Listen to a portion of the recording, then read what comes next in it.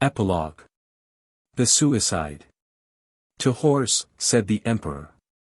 He corrected himself, on seeing the magnificent ass which they brought him. To donkey, rather. Waldemar, are you sure this animal is quiet to ride and drive? I will answer for him as I would for myself, sire, declared the count. In that case, I feel safe, said the emperor, laughing. And, turning to the officers with him, gentlemen, to horse. The market-place of the village of Capri was crowded with sight-seers, kept back by a line of Italian carabineers, and, in the middle, all the donkeys of the place, which had been requisitioned to enable the emperor to go over that island of wonders. Waldemar, said the emperor, taking the head of the cavalcade, what do we begin with? With Tiberius's villa, sire. They rode under a gateway and then followed a roughly paved path, rising gradually to the eastern promontory of the island. The emperor laughed and enjoyed himself and good-humoredly chaffed the colossal Count von Waldemar, whose feet touched the ground on either side of the unfortunate donkey borne down under his weight. In 3/4 of an hour, they arrived first at Tiberius's Leap, an enormous rock, 1,000 feet high, from which the tyrant caused his victims to be hurled into the sea. The emperor dismounted, walked up to the hand-rail and took a glance at the abyss. Then he went on foot to the ruins of Tiberius's villa, where he strolled about among the crumbling halls and passages. He stopped for a moment. There was a glorious view of the point of Sorrento and over the whole island of Capri. The glowing blue of the sea outlined the beautiful curve of the bay, and cool perfumes mingled with the scent of the citron trees. The view is finer still, sire, said Waldemar, from the hermit's little chapel, at the summit. Let us go to it. But the hermit himself descended by a steep path. He was an old man, with a hesitating gait and a bent back. He carried the book in which travelers usually write down their impressions.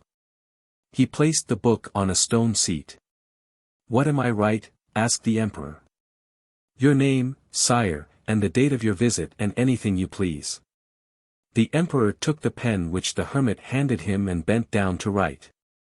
Take care, sire, take care. Shouts of alarm, a great crash from the direction of the chapel. The emperor turned round. He saw a huge rock come rolling down upon him like a whirlwind. At the same moment, he was seized round the body by the hermit and flung to a distance of 10 yards away. The rock struck against the stone seat where the emperor had been standing 1/4 of a second before and smashed the seat into fragments. But for the hermit, the emperor would have been killed. He gave him his hand and said, simply, "Thank you." The officers flocked round him. "It's nothing, gentlemen. We have escaped with a fright, though it was a fine fright, I confess. All the same, but for the intervention of this worthy man." And, going up to the hermit. "What is your name, my friend?"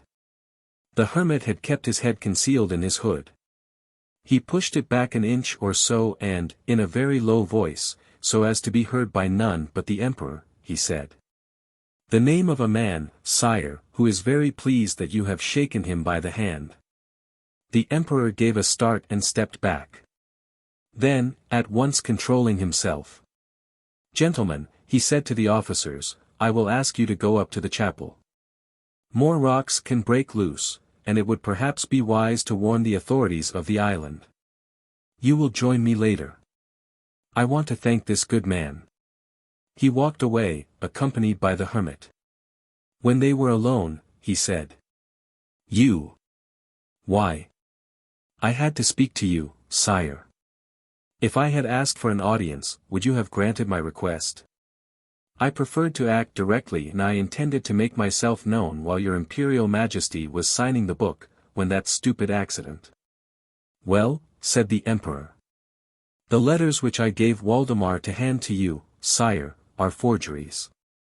The emperor made a gesture of keen annoyance. "Forgeries? Are you sure?" "Absolutely sure, sire." "Yet that Malreich." "Malreich was not the culprit." "Then who was?" "I must beg your Imperial Majesty to treat my answer as secret and confidential." The real culprit was Mrs. Kesselbach. Kesselbach's own wife. Yes, sire. She is dead now. It was she who made or caused to be made the copies which are in your possession. She kept the real letters. But where are they? Exclaimed the emperor. That is the important thing. They must be recovered at all costs.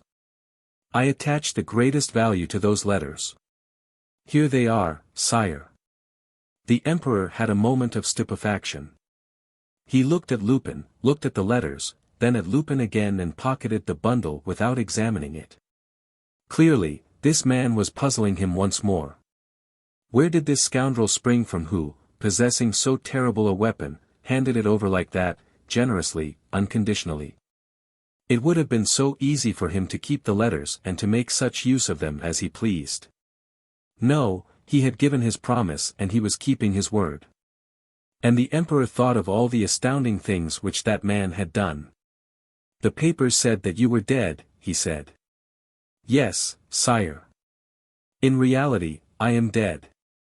And the police of my country, glad to be rid of me, have buried the charred and unrecognizable remains of my body. Then you are free. As I always have been. And nothing attaches you to anything? Nothing, sire. In that case. The emperor hesitated and then, explicitly. In that case, enter my service. I offer you the command of my private police. You shall be the absolute master. You shall have full power, even over the other police. No, sire. Why not? I am a Frenchman. There was a pause. The emperor was evidently pleased with the answer. He said. Still, as you say that no link attaches you. That is, one, sire, which nothing can sever.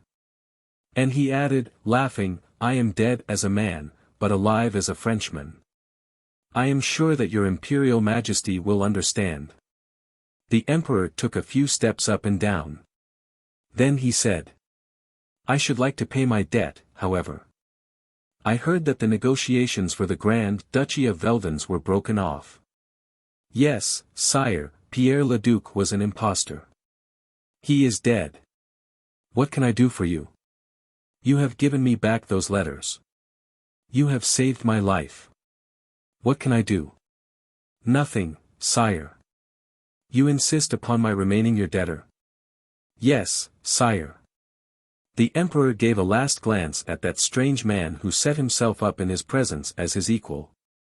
Then he bowed his head slightly and walked away without another word. Aha, Majesty, I've caught you this time. Said Lupin, following him with his eyes. And, philosophically, no doubt it's a poor revenge and would rather have recovered Alsace-Lorraine. But still. He interrupted himself and stamped his foot on the ground. You confounded Lupin. Will you never change, will you always remain hateful and cynical to the last moment of your existence? Be serious, hang it all. The time has come, now or never, to be serious. He climbed the path that leads to the chapel and stopped at the place where the rock had broken loose. He burst out laughing. It was a good piece of work and His Imperial Majesty's officers did not know what to make of it. But how could they guess that I myself loosened that rock, that, at the last moment, I gave the decisive blow of the pick-axe and that the aforesaid rock rolled down the path which I had made between it and an emperor whose life I was bent on saving? He sighed. Ah, Lupin, what a complex mind you have. All that trouble because you had sworn that this particular majesty should shake you by the hand. A lot of good it has done you. An emperor's hand 5 fingers has, no more, as Victor Hugo might have said. He entered the chapel and, with a special key, opened the low door of a little sacristy. On a heap of straw, lay a man, with his hands and legs bound and a gag in his mouth. Well, my friend, the hermit, said Lupin, it wasn't so very long, was it? 24 hours at the most. But I have worked jolly hard on your behalf. Just think, you have saved the emperor's life. Yes, old chap. You are the man who saved the emperor's life. I have made your fortune, that's what I've done. They'll build a cathedral for you and put up a statue to you when you're dead and gone. Here, take your things. The hermit, nearly dead with hunger, staggered to his feet. Lupin quickly put on his own clothes and said, "Farewell, O worthy and venerable man. Forgive me for this little upset. And pray for me. I shall need it. Eternity is opening its gate wide to me. Farewell." He stood for a few moments on the threshold of the chapel. It was the solemn moment at which one hesitates, in spite of everything, before the terrible end of all things. But his resolution was irrevocable and, without further reflection, he darted out, ran down the slope, crossed the level ground of Tiberius's Leap and put one leg over the hand rail. "Lupin, I give you 3 minutes for play acting." "What's the good?" you will say. "There is nobody here." Well, and what about you? Can't you act your last farce for yourself? By Jove, the performance is worth it. Arsène Lupin, heroic comedy in 80 scenes. The curtain rises on the death scene and the principal part is played by Lupin in person. Bravo, Lupin. Feel my heart, ladies and gentlemen, 70 beats to the minute. And a smile on my lips. Bravo, Lupin. Oh, the rogue, what cheek he has. Well, jump, my lord. Are you ready? It's the last adventure, old fellow. No regrets? Regrets? What for, heavens above? My life was splendid. Ah, Dolores, Dolores, if you had not come into it, abominable monster that you were. And you, Malreich, why did you not speak? And you, Pierre Leduc. Here I am. My 3 dead friends, I am about to join you. Oh, Genevieve, my dear Genevieve. Here, have you done, you old play actor? Right you are. Right you are. I'm coming. He pulled his other leg over, looked down the abyss at the dark and motionless sea and, raising his head. Farewell, immortal and thrice blessed nature. Moriturus te salutat. Farewell, all that is beautiful on earth. Farewell, splendor of things. Farewell, life. He flung kisses to space, to the sky, to the sun. Then, folding his arms, he took the leap. Sidi Bel Abbés. The barracks of the Foreign Legion. An adjutant sat smoking and reading his newspaper in a small, low-ceilinged room. Near him, close to the window opening on the yard, 2 great devils of non-commissioned officers were jabbering in guttural French, mixed with Teutonic phrases. The door opened. Someone entered. It was a slightly built man, of medium height, smartly dressed. The adjutant rose, glared angrily at the intruder and growled. "I say, what on earth is the orderly up to? And you, sir, what do you want?" "Service." This was said frankly, imperiously. The 2 non-coms burst into a silly laugh. The man looked at them askance. "In other words, you wish to enlist in the Legion?" asked the adjutant. "Yes, but on one condition." "Conditions, by Jove." "What conditions?" "That I am not left mouldering here. There is a company leaving for Morocco. I'll join that." One of the non-coms gave a fresh chuckle and was heard to say. "The Moors are in for a bad time. The gentleman's enlisting." "Silence," cried the man, "I don't stand being laughed at." His voice sounded harsh and masterful. The non-com, a brutal-looking giant, retorted. "Here, recruity, you'd better be careful how you talk to me, or what? You'll get something you won't like, that's all." The man went up to him, took him round the waist, swung him over the ledge of the window and pitched him into the yard. Then he said to the other, "Go away." The other went away. The man at once returned to the adjutant and said, "Lieutenant, pray be so good as to tell the major that Don Luis Perena, a Spanish grandee and a Frenchman at heart, wishes to take service in the Foreign Legion. Go, my friend. The flabbergasted adjutant did not move. Go, my friend, and go at once. I have no time to waste.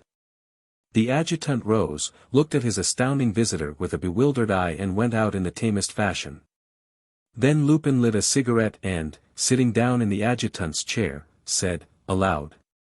As the sea refused to have anything to say to me, or rather as I, at the last moment, refused to have anything to say to the sea. We'll go and see if the bullets of the Moors are more compassionate. And, in any case, it will be a smarter finish. Face the enemy, Lupin, and all for France, the end.